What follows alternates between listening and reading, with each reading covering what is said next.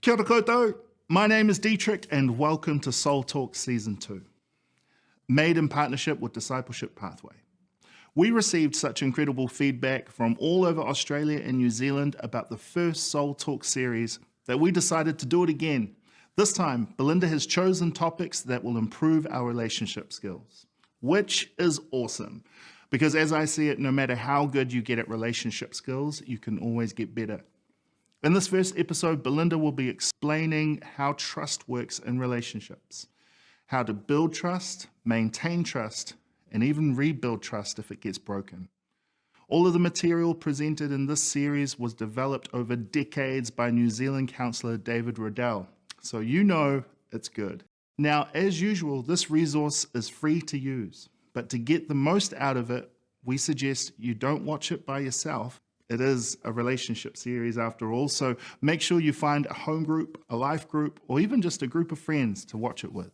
Finally, if you don't have a set of Soul Talk cards yet, then head to soultour.co.nz and order yourself some today.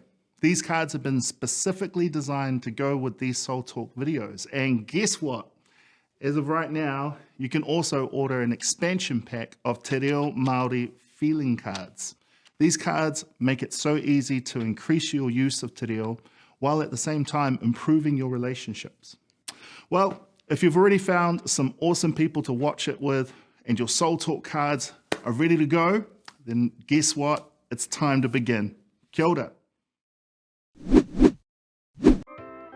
Do you want to inspire your small group to share at a deeper level but don't know how? Have you been wasting your hard-earned cash on expensive chocolate biscuits in the hopes of developing a sense of community? Introducing the ultimate solution to small group closed-offedness, Feelings and Needs Cards by Soul Tour. Feelings and Needs Cards include over 112 custom-made cards designed to promote healthy vulnerability in your small group. Feel like you've been dealt a rough hand with your small group? Then it's time to change up the game with Feelings and Needs Cards by Soul Tour. To use your Feelings and Needs card, simply follow these 3 easy steps. Step 1. Lay the cards out on the table, or if you don't have a table, use the floor. If you don't have a floor, get one. Floors are important. Step 2. Ask the group to select at least one feelings card and one needs card that accurately expresses a situation they are faced with. Step 3. Encourage everyone to share openly with the group about their card selection. Now, sit back and watch the intimacy unfold. You'll never need to buy expensive chocolate biscuits again. Feelings and Needs cards are made by Soul Tour, so you know they're good. But wait, there's more. Try our new Te Reo Māori feelings cards today.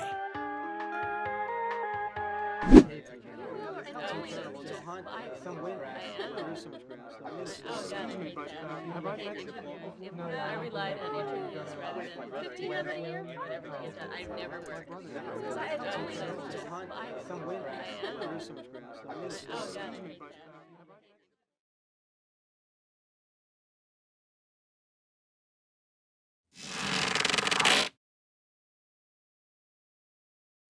Hi there, I'm Belinda Stott and welcome to Soul Talk Season 2.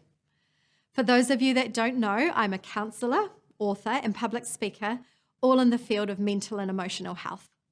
But I also teach a life and relationship skills course called Soul Tour, which is part of Living Wisdom.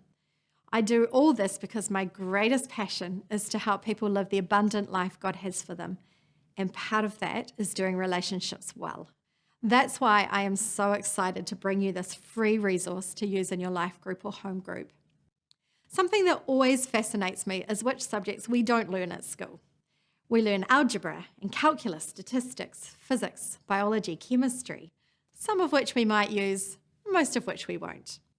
But with the exception of stranger danger and maybe a trust fall at a school camp or two, most of us never learn anything about the essential life skill of how to do wise trust. The problem with this, of course, is that without trust in a relationship, you can't have intimacy. Because if you can't trust others, then you won't open up to them. You won't make yourself vulnerable to them and they won't be vulnerable to you. As soon as the trust breaks down, the intimacy goes too. The ability to do trust well is essential for all relationships. I like the definition that says that to trust is to make yourself vulnerable to the judgments and decisions of another. That's why some of the most painful lives you'll ever meet are people who have no understanding of how to trust wisely. I find that people typically make one of two mistakes when it comes to trust. They either trust others way too much or not at all. Both of these extremes create big issues. For example, if you've decided not to trust others, then you've chosen a life of guardedness. You may be suspicious or even paranoid. You'll probably be secretive and not reach out for help when you're struggling. You may miss out on opportunities because you don't trust the motives of those offering them.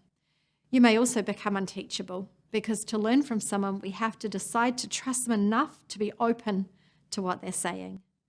You may even end up quite lonely. None of these outcomes are good. So how does someone end up deciding not to trust other people? Well, sometimes it's because their family or culture has taught them that. But more often than not, it's because they've been hurt, ripped off or let down. Their trust has been broken somewhere, somehow, and they don't want that happening again. On the other extreme are those who have decided to trust everyone. But this can be so dangerous. It sets you up to be used, abused, ripped off, taken advantage of. It may mean you don't set appropriate boundaries with people, and it can certainly bring a lot of confusion as you believe everything people tell you. These people eventually get ripped off and abused once too often and tend to pendulum swing to the other extreme, deciding they're done with getting hurt and they're not going to trust others anymore. How does someone end up here, trusting everyone? Again, it can be that this is what their family or culture has encouraged. We give everyone the benefit of the doubt. We expect the best of everyone. Or it may be that their life has been so sheltered that they haven't experienced the hurt of broken trust yet.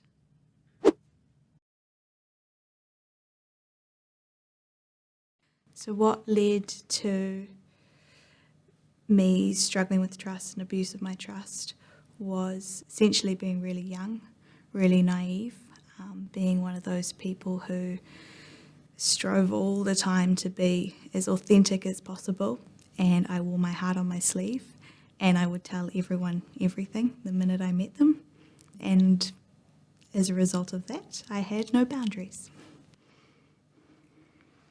I started dating, essentially, one of the guys I worked with, and he was really abusive, psychologically abusive. He was manipulative, he was unkind. When I left that situation, my trust of men was entirely broken. Things can't have been easy on my mum, bringing 4 kids up as a single mum. It got to be tough, but it led to chopping and changing in and out of her care, moving around a lot. I went to 24 different primary schools, and that kind of led to me really not having any firm relationships, any trust. Dad was in jail most of my life, so it was pretty hard. You can just imagine a little 6-year-old boy going into a massive family going, whoa, what is this place? Why do they do things different to the last place? So very confusing, very, very confusing. Trusting anybody was zilch. It was just a no-go. Putting my trust into my teachers, putting my trust into my friends, anybody that came into my path there was no trust. So I kept everybody at arm's length at all times. I couldn't have a close friendship. I couldn't have a close school relationship. I couldn't have anything that I was able to go and talk to my teachers about my issues that were going on. Counsellors were just a no-go. It was hard. It was very, very, very hard. A vital aspect of having good mental and emotional health is finding a balance between two extremes. We need to learn to balance our heads and our hearts, our thinking and our emotions. We also need to learn to balance taking care of our own needs with taking care of the needs of others, or we end up burning out. Trust is exactly the same. And the starting place for finding that balance is learning one very straightforward but seldom understood fact. And it's this: everyone is trustworthy somewhere in their lives, but nobody is trustworthy everywhere in their lives. We can't afford to make the mistake of categorizing a person as completely trustworthy or completely untrustworthy, because everyone you'll ever meet will have areas of their life that they can be relied on and areas they are unreliable in. So let me say it again. Everyone is trustworthy somewhere in their lives, but nobody is trustworthy everywhere in their lives. If you have a friend who is incredibly untrustworthy with time, you would be foolish to trust them to get you to the airport for a flight. You'd probably end up missing it and angry with your friend. Yet you already knew you couldn't count on them in this area. By trusting them, you're setting both of you up for failure and putting strain on the relationship. Perhaps someone in your family is loyal, supportive, and always on time, but bad with confidentiality. No matter how much they love you, you'd be very unwise to share your secrets with them because sooner or later, they'll probably reveal them to others. So what we need to do is start setting realistic expectations for what the people in our lives are actually capable of, not what we wish they were capable of. Personally, I believe there are two things that make people untrustworthy in different areas. The first is our mental health. If you are struggling with any area of your mental health, it won't matter how much you love someone, your mental health will spill onto them at some point. The good news, of course, is that our mental health can always improve, and there are many amazing tools out there now that can help you. The second reason we can be untrustworthy is our personality. For example, my husband is very wired towards big picture planning, scheming, dreaming, plotting, but he's not great at smaller details, which means the rubbish often gets forgotten. I'm a high achiever, and I can be very task-focused, which means I'm not always good at dropping things to spend time having fun with my family. Now, although we can temper these personality traits slightly, we're unlikely to ever become particularly trustworthy in these areas. Which brings me to another point. Just as we need to set realistic expectations for what the people in our lives are capable of, not what we wish they were capable of, we'd be wise to communicate to others the areas where we're not as strong as they might like us to be. This way, those who are in relationship with us can set their expectations at a realistic, attainable level. I hope you're seeing how important it is to work out where people have it sorted and where they don't, and to be understanding and gracious towards them.